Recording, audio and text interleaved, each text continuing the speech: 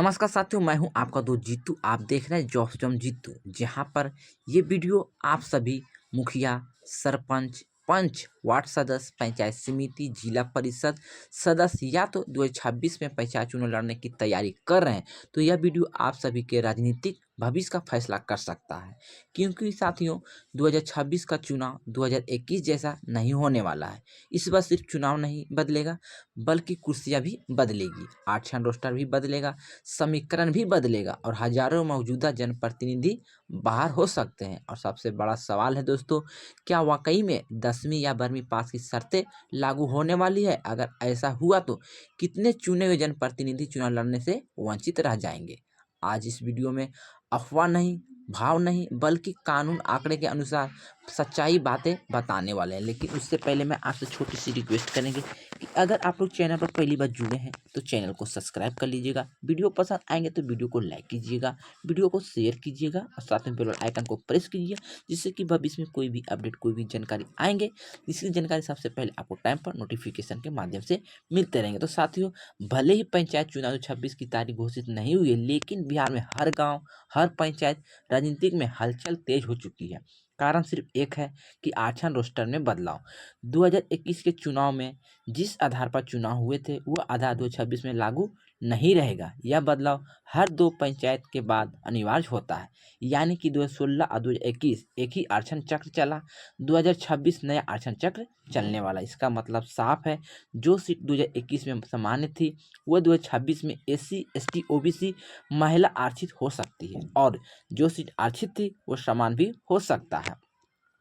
दोस्तों, मुखिया के पद की पूरी तस्वीर मैं आंकड़े के साथ बताना भी चाहते हैं। यानी कि कुल मुखिया का जो पद था 2021 में, यानी कि 8072, जो कि अनारक्षित यानी कि जनरल 5268, इनमें से 2473 महिला आरक्षित थी।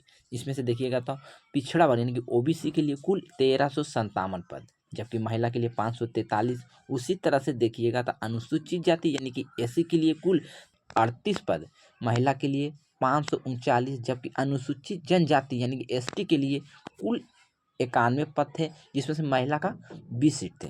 कुल महिला मुखिया सीटों की संख्या बात कर लेते हैं तो 3585। अब जरा सोचिए, हजारों मुखिया सिर्फ इसलिए चुनाव जीत पाए क्योंकि वह समान या पुरुष के लिए खुली थी। लेकिन अब ये बदलाव होने वाला है। दोस्तों, आरक्षण रोस्टर बदला तो क्या होगा, ये भी आपको समझनी। साथियों, नियम बनाया है कि हर 2 पंचायत चुनाव के बाद आरक्षण चक्र बदलेगा। 2026 में इसका मतलब है कि पूरा रोस्टर घूमेगा। इसका सीधा असर जो पड़ने वाला है, समान सीट महिला, SC, ST, OBC हो सकती है। OBC सीट महिला या समान, SC, ST सीट समान या महिला। जरा सोचिए, 2021 में जो मुखिया समान सीट से जीते थे, वो अगर महिला या तो SC, ST हो गई तो 2026 में चुनाव नहीं लड़ पाएंगे। यही वजह है कि कई मौजूदा मुखिया आज से बेचैन हैं। गांव में गुप्त बैठक की दौरा शुरू हो चुका है, क्योंकि दोस्तों सिर्फ मुखिया का नहीं, पूरे पंचायत का सिस्टम इस बार हिलने वाला है। यह बदलाव सिर्फ मुखिया तक सीमित नहीं है, यह लागू होगा सरपंच, पंच, वार्ड सदस्य, पंचायत समिति, जिला परिषद, यानी कि हर पंचायत का ढांचा नए सिरे से सेट होगा। बहुत से लोग 10 साल 15 साल से राजनीतिक में हैं, पंचायत की हर गली को जानते हैं, जनता की पकड़ रखते हैं। वे सिर्फ आरक्षण की वजह से अब बाहर हो सकते हैं। दोस्तों, अब समझिए, SC, ST आरक्षण जनसंख्या के हिसाब से, यानी कि अब बात करते हैं SC, ST आरक्षण की सच्चाई की। कानून साफ कहता है कि SC, ST आरक्षण पूरी तरह से जनसंख्या अनुपात पर होगा। यानी कि जिस पंचायत में SC की जनसंख्या ज़्यादा है, SC सीट की जनसंख्या ज़्यादा है, जो ST सीट, लेकिन कुछ आरक्षण 50% से ज़्यादा नहीं हो सकता है। यानी कि यहाँ पे आपको अच्छी बातें बताई गई है। हर वर्ग में 50% महिला आरक्षण अनिवार्य है। यानी कि SC प्लस महिला, OBC प्लस महिला, जनरल प्लस महिला, यानी महिलाओं की हिस्सेदारी हर हाल में बढ़ेगी। दोस्तों, शिक्षा की योग्यता के वायरल खबर जो सच्चाई है, ये भी मैं आपको यहाँ पे बता देना चाहिए। क्या सच में आपके साथ योग्यता मांगी जा रही है? तो बस वीडियो में लगातार बने रहेंगे और जानकारी अच्छे से बताने वाले हैं। दोस्तों, अब आते हैं सबसे ज़्यादा वायरल यानी डराने वाली खबर पर। सोशल मीडिया पर कहा जा रहा है कि वार्ड सदस्य, पंच कम से कम 10वीं पास होनी चाहिए, सरपंच मुखिया कम से कम ब्राह्मी पास अनिवार्य है। अब सवाल उठता है, क्या यह नियम अभी लागू है? सीधा जवाब है नहीं। तो आप लोग को डरना नहीं है, इसमें अभी तक कोई कानून नहीं बनाया गया है कि आपके पास योग्यता होनी चाहिए 10वीं या 12वीं पास। आप किसी भी पद के लिए चुनाव लड़ सकते हैं, इसके लिए भी कानून नहीं बना है, ये अभी नियम लागू नहीं हुआ है। तो आप लोग निश्चित रहें कि आपसे योग्यता नहीं मांगी जाएगी। दोस्तों, क्या बिहार सरकार में ऐसा कोई आधिकारिक नोटिस जारी हुआ है? तो नहीं, यानी कि अभी तक योग्यता के बारे में कोई भी विभागीय नोटिस जारी नहीं किया गया है। तो आपको टेंशन नहीं लेना है। अगर जारी होंगे तो मैं आपको वीडियो के माध्यम से बताने का भी काम करेंगे। तो आप लोग निश्चित रहें, हमारे चैनल को सब्सक्राइब करके रख लें, क्योंकि जब ये नया कानून बन के आएंगे, कोई नया नोटिस आएंगे तो मैं आपको वीडियो के माध्यम से बताने का काम करेंगे। तो आपको टेंशन नहीं लेना है। अभी योग्यता के बारे में कोई भी बातें यहाँ पे नहीं कही गई, नहीं लागू किया गया है। तो आप लोग निश्चित रहें। फिर यह खबर कहाँ से आई है? दोस्तों, यह चर्चा कुछ राज्य जैसे कि राजस्थान, हरियाणा और कुछ कोर्ट केस है जो सुधार के सुझाव में उठी है। यानी कि एक खबर बाहर से निकल कर आ रही है, राजस्थान हरियाणा से, यानी कि बिहार से ये बातें नहीं उठी है। तो आप लोग को हड़बड़ाना नहीं है, आपको टेंशन नहीं लेना है, आपसे योग्यता नहीं मांगी जा रही है। लेकिन खतरा क्यों महसूस हो रहा है? दोस्तों और साथियों, भले ही अभी ये कानून नहीं बना है, लेकिन खतरा इसलिए महसूस हो रहा है क्योंकि सरकार चुनावी सुधार की बात कर रही है। सुप्रीम कोर्ट ने कई बार कहा है कि जनप्रतिनिधि को न्यूनतम प्रशासनिक समझ होनी चाहिए, यानी कि उनके पास कुछ योग्यता होनी चाहिए। Digital panchayat, online portal, PFMS, पढ़ा लिखा जनप्रतिनिधि जरूरी होता जा रहा है। इसलिए अगर भविष्य में शिक्षा योग्यता लागू होती है तो सबसे ज़्यादा नुकसान गांव के गरीब मेहनतकश जनप्रतिनिधि को होगा।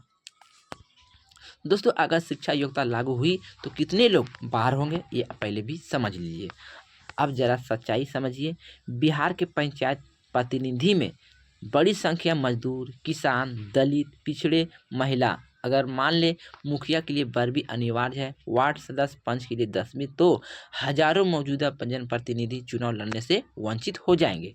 खास करके बुजुर्ग मुखिया, पहली बार चुनी गई महिला, गरीब वर्ग की जनप्रतिनिधि। दोस्तों, अब आप बात करते हैं कि सरकार ऐसा जोखिम क्यों लेगी। तो आपको यहाँ पर भी बातें समझनी है।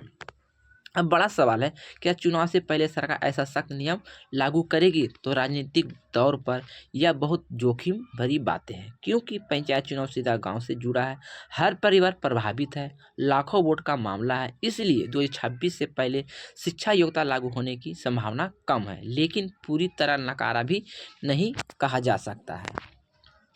दोस्तों, चुनाव लड़ने वाले के लिए सलाह मैं आपको यहाँ पे बता देना चाहते हैं। अगर आप 2026 में चुनाव लड़ना चाहते हैं तो आरक्षण सूची पर नज़र रखें, वैकल्पिक सीट की तैयारी करें, परिवार से महिला उम्मीदवार को तैयार रखें। यानी कि अगर आप लोग चुनाव लड़ना चाहते हैं तो इस बात को आपको ज़्यादा से ज़्यादा ध्यान देनी है।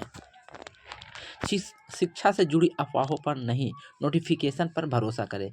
कोई भी अफवाह करते हैं तो उस पर भरोसा नहीं करें। जब तक इसके लिए विभागीय नोटिस नहीं आ जाते हैं तब तक आपको भरोसा नहीं करना है।